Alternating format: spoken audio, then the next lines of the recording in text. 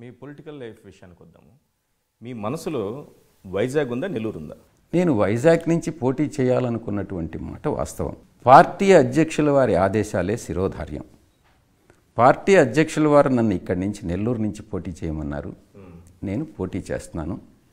నాకు పార్టీ అధ్యక్షుల వారు ఇచ్చినటువంటి ఆదేశాలకి నాకు ఇక్కడ నెల్లూరు నుంచి నా స్వస్థలం, నేను పుట్టినటువంటి ఊరు, బాల్యం నుంచి పుట్టినప్పటి నుంచి డిగ్రీ పూర్తయ్యేంత వరకు నెల్లూరులోనే గడిపాను. నేను ఇక్కడ నుంచి నేను పోటీ చేసి ఒక ప్రజాప్రతినిధిగా అయ్యేదానికి అవకాశం కల్పించినటువంటి శ్రీ జగన్మోహన్ రెడ్డి గారికి, ఆయన సతీమణి భారతిరెడ్డి గారికి నేను సదా కృతజ్ఞుడై ఉంటాను. అంటే మీ పార్టీ నాయకులు చెప్పారు కాబట్టి, జగన్మోహన్ రెడ్డి గారు చెప్పారు కాబట్టి నెల్లూరు నుంచి కంటెస్ట్ చేస్తానంటున్నారు.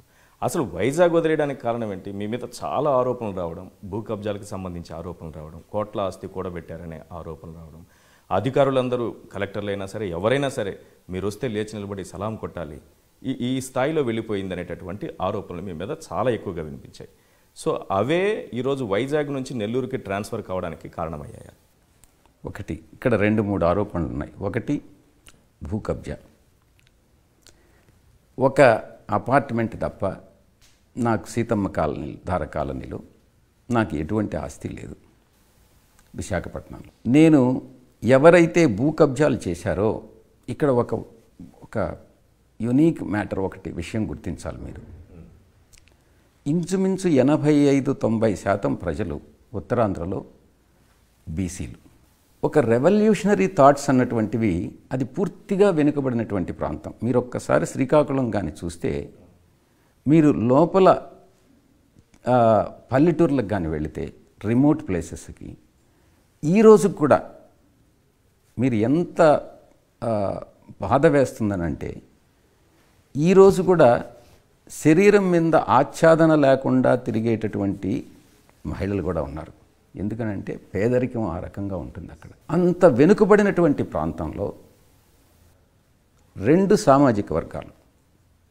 ఒకటి, మొట్టమొదటిది కమ్మ సామాజిక వర్గం, 2 రెడ్డి సామాజిక వర్గం. వీళ్ళు విశాఖపట్నంకి వెళ్ళి 85-90% ప్రజలు వెనుకబడిన జాతులకైతే 85-90% భూములన్నీ కూడా వీళ్ళ ఆక్రమణలో ఉన్నాయి. మీరు ఆక్రమణ అంటారో, లేకుంటే వీళ్ళ సాగుబడులు అంటారో, లేకుంటే వీళ్ళ ఓనర్షిప్లు అంటారు.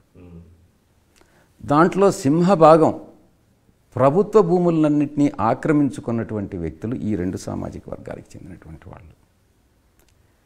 నేను ఇంచుమించుగా 8 సంవత్సరాలు విశాఖపట్నం ఉత్తరాంధ్ర ఇన్ఛార్జిగా పనిచేశాను. నేను ఒకటే నిర్ణయించుకున్నా, ఈ 2 సామాజిక వర్గాలకి తగిన బుద్ధి చెప్పాలి.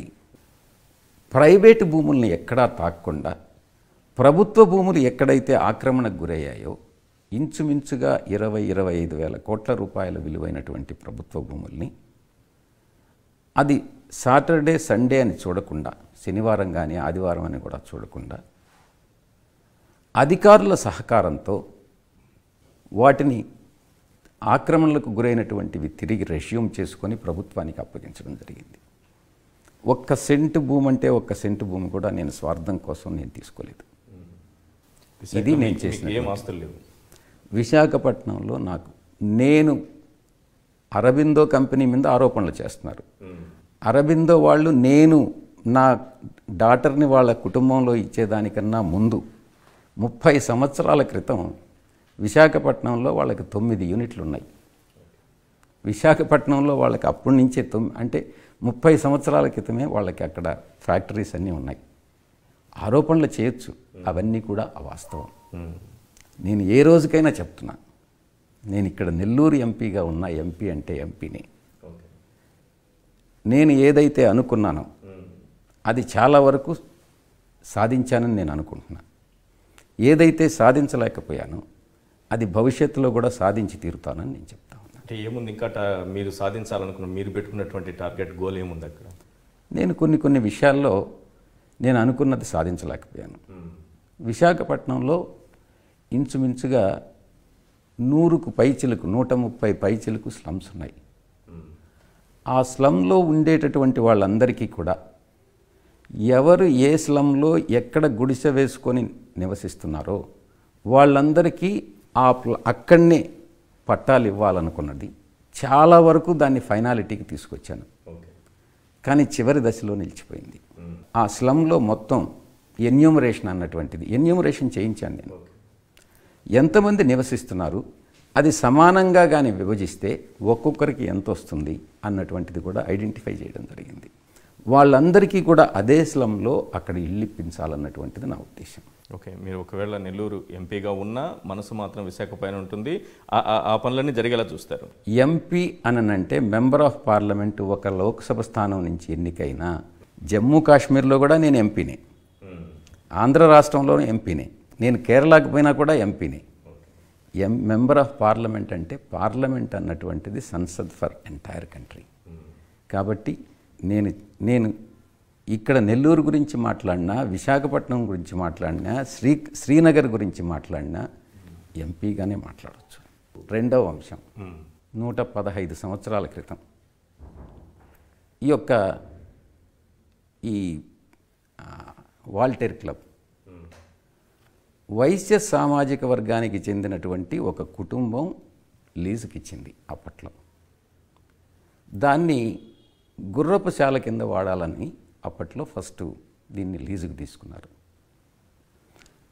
ఆ తరువాత excess urban land ceiling excess ల్యాండ్లో అది వాళ్ళు దాని మీద హక్కులు పోగొట్టుకున్నారు. కానీ ఈరోజు కూడా లిటిగేషన్ అలాగే ఉంది. ఆ తదుపరి వంశపారంపర్యంగా వస్తున్నటువంటి ఆ లీగల్ డిసిడెంట్స్ అందరూ కూడా కోర్టులో వ్యవహారం నడిపిస్తున్నారు, ఏం కాదనట్లు. కానీ ప్రభుత్వం ఆర్డీఓ కానీ తహసీల్దార్ కానీ దాని మీద ఆర్డర్స్ పాస్ చేయడం జరిగింది. అది ప్రభుత్వ భూమి అని డిక్లేర్ చేయడం జరిగింది. నేనున్నప్పుడు ఒక ప్రయత్నం చేశాను, దాన్ని ప్రభుత్వానికి అప్పగించి అది రాజ్భవన్గా మార్చాలి, గవర్నర్ ఉండేటటువంటి ప్లేస్గా దాన్ని మార్చాలి అన్నటువంటిది నా యొక్క సంకల్పం. దానికోసమే ప్రయత్నం చేశాను. రైట్, గవర్నర్ అనే మాట వచ్చింది కాబట్టి మీ మనసులో గవర్నర్ కావాలనేటటువంటి కోరిక కూడా ఉండిపోయినట్టుంది. ఏ రాష్ట్రానికి చెందినటువంటి వ్యక్తి ఆ రాష్ట్రానికి గవర్నర్ కాలేడు. నేను పోయి వాల్టేర్ క్లబ్ని రాజ్భవన్ కింద మార్చి అక్కడ గవర్నర్ కాలేను నేను. కానీ అది మనసులో ఉండడం బట్టే మీరు నా రిటైర్మెంట్ లైఫ్ ఒక గవర్నర్గా రిటైర్ కాదామా. కానీ నేను అడిగిన ప్రశ్న ఏంటంటే, మీరు వైజాగ్ నుంచి నెల్లూరు రావడం వెనుక మీ పైన వచ్చినటువంటి ఆరోపణలు ఒక కారణమా అనేది అడిగాను. దానికి లింక్ ఇంకొకటి ఉంది. మీ పైన ఈ ఆరోపణలు చేసింది ప్రత్యర్థి పార్టీలకు సంబంధించినటువంటి నాయకులా, లేకపోతే సొంత పార్టీ వాళ్ళు కూడా ఉన్నారా? మా స్వంత పార్టీలో ఉన్నటువంటి కొంతమంది నాయకులు చంద్రబాబు నాయుడుతో కుమ్మక్కై తెలుగుదేశం పార్టీతో లాలూచీపడి, నేను అక్కడ ఉంటే కొన్ని సామాజిక వర్గాలకి, అది కమ్మవాళ్ళు కానీ రెడ్లు కానీ ఇద్దరికి కూడా వీళ్ళ ఇంట్రెస్ట్కి భంగం కలుగుతుందన్నటువంటి ఉద్దేశంతో నన్ను ఇక్కడికి మార్పించేటటువంటి ప్రయత్నం జరిగింది. బట్ నా మీద ఆరోపణలు ఏవి మా అధ్యక్షుడు నమ్మలేదు కూడా. అవైతే కావు, కారణాలు అయితే కావు. అవైతే కారణాలు కావు. ఆయన ఇచ్చినటువంటి ఆదేశాలు, నువ్వు ఇక్కడికి వెళ్ళు, నెల్లూరు నుంచి పోటీ చేయమన్నారు, అంతవరకే నేను